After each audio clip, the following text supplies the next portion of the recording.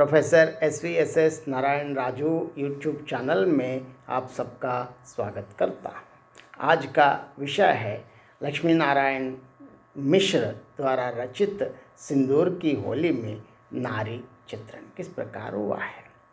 आप सबको मालूम है कि स्त्री सशक्तिकरण या वुमेन एम्पावरमेंट के इस सिलसिले में यह 5वां वीडियो है।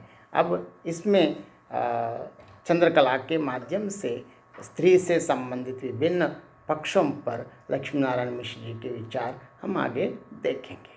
सिंदूर की होली लक्ष्मी नारायण मिश्र का सर्वश्रेष्ठ नाटक है, जिसमें उन्होंने चिरंतन नारीत्व की समस्या का प्रतिपादन किया है।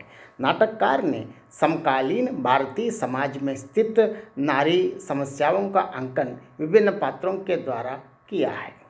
वैधव्य भारतीय समाज के लिए एक कलंक है और इसे मिटाने का प्रयास राजा राममोहन राय, दयानंद सरस्वती जैसे समाज सुधारकों ने किया तथा विधवा के पुनर्विवाह का समर्थन करके भारतीय नारी की दयनीय दशा को सुधारना चाहा। सिंदूर की होली नाटक में इसी वैधव्य की समस्या को केंद्र में रखकर इस पर विभिन्न कोणों से चर्चा की गई है। चंद्रकला नाटक के केंद्रीय पात्र हैं, जिनके द्वारा प्रणय और वैधव्य का संघर्ष अभिव्यक्त हुआ है। चंद्रकला डिप्टी कलेक्टर मुरारी लाल की एकमात्र संतान है। उसकी आयु 20 वर्ष है तथा उसके मुख पर एक प्रकार की सरलता है, अल्हड़पन है। चंद्रकला का पालन पोषण और शिक्षा दीक्षा पाश्चात्य वातावरण में हुई और इसी कारण उसके विचारों तथा व्यवहार में स्वच्छंदता है। चंद्रकला के बारे में डॉक्टर विश्वनाथ प्रसाद ने लिखा है कि चंद्रकला नए विचारों वाले परिवार में जन्मी है। उसने नई शिक्षा पाई है और नए युग की चेतना में उसका संस्कार हुआ है। चंद्रकला स्वच्छंद तथा उन्मुक्त प्रेम की पक्षधर है। प्रथम दृष्टि में ही उससे रजनीकांत से प्रेम हो जाता है तथा यह जानते हुए भी कि रजनीकांत विवाहित हैं, वह उसे प्राप्त करने की इच्छा रखती है। इनके शब्दों में हम कैसे हैं देखेंगे। तब तो मैं पार्वती की तरह मृत्युंजय के लिए तपस्या कर रही थी। चंद्रकला रजनीकांत की निर्मल मुस्कान, रत्नरी आंखों तथा माथे पर झूलती हुई घने काले बालों की 2-4 लटों पर अपना सर्वस्व न्योछावर कर देती है और अस्पताल जाकर मृतप्राय रजनीकांत की उंगलियों से अपने माथे पर सिंदूर लगाकर सिंदूर की होली खेलती है। डॉक्टर लक्ष्मीनारायण भारद्वाज के मत में चंद्रकला ने सिंदूर की होली खेली है। उसने सच्चे मन और आत्मा से अपने आप को समर्पित किया है। रजनीकांत के प्रति वह पूरी तरह समर्पित हैं। मरणासन रजनीकांत को देखने वह अस्पताल जाती है। उसे न अपने पिता का मान सम्मान का ध्यान है और न समाज का डर है। उसके पिता मुरारी लाल उसके इस कृत्य पर बहुत क्रोधित होते हैं और कठोर स्वर में पूछते हैं, शाम को गई थी अस्पताल में, बोलती क्यों नहीं? चंद्रकला बहुत धीमी स्वर में ऐसे बहुत कैजुअली बताती, जी। मुरारी लाल, जी क्या? मेरे सामने लाज आ रही है और बड़े अस्पताल में उसके सिर पर हाथ रखने में, उसके तलवों को सहलाने में लाज नहीं आई थी? मैं कल किस मुंह से कचहरी जाऊंगा? मुमकिन है कि कलेक्टर सुने तो समझे कि मैं कहाँ चली। ठहर जा, मैं हरगिज ऐसी बातें बर्दाश्त नहीं कर सकता। अपनी मर्यादा इस तरह मिट्टी में मिलने नहीं दूंगा। अस्पताल क्यों गई थी? किसकी आज्ञा से? चंद्रकला बहुत आसानी से उत्तर देती है, घूमने गई थी।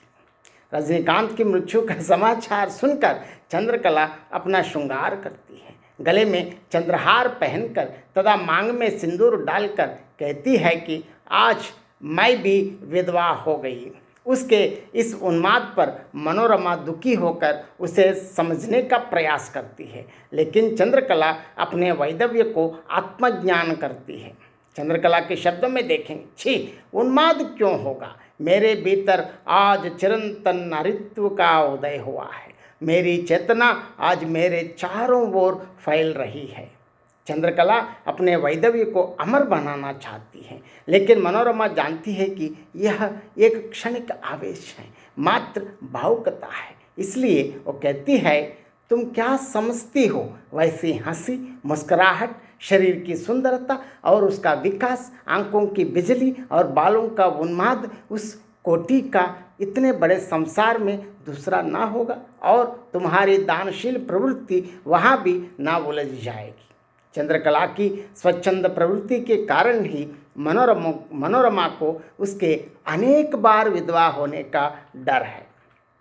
चंद्रकला आधुनिक विचारों वाली युवती है तथा नारी स्वतंत्रता की पक्षधर है। उसके अनुसार नारी स्वयं अपने शोषण के लिए उत्तरदायी मानती है। उनके शब्दों में देखेंगे, स्त्री ने स्वयं अपना नरक बनाया है, पुरुष उसके लिए दोषी नहीं है।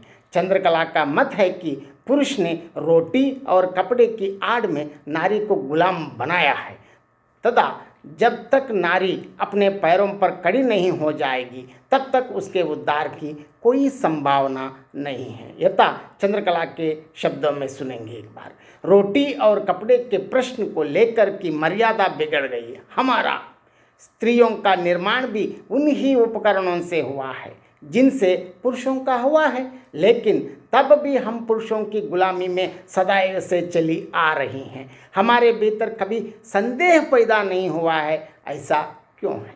चंद्रकला नारी की इस दास्ता का मुख्य कारण नारी के उन गुणों को मानती है जिनकी प्रशंसा करके पुरुष ने उसे बेड़ियों में बांध दिया, और अपनी प्रशंसा से आत्ममुग्धा हुई नारी पुरुष के समक्ष सदैव के लिए समर्पित हो गई।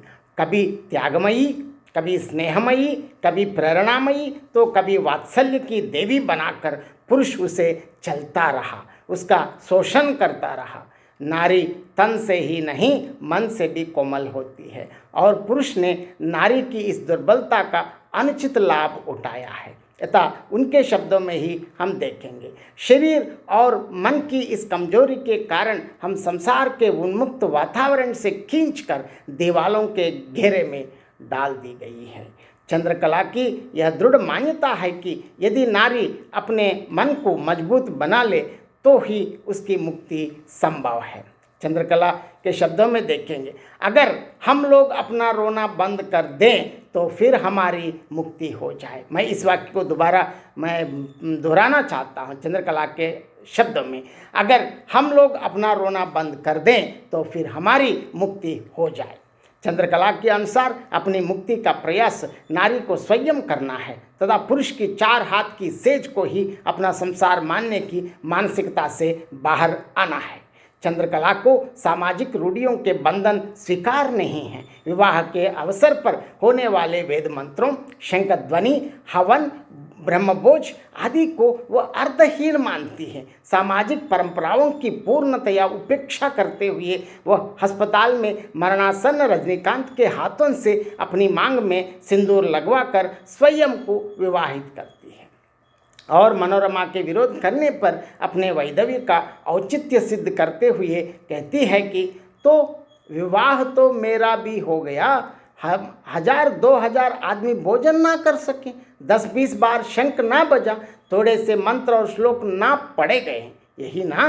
मनोरमा के शब्दों में देखिए, तब विवाह कैसे हुआ?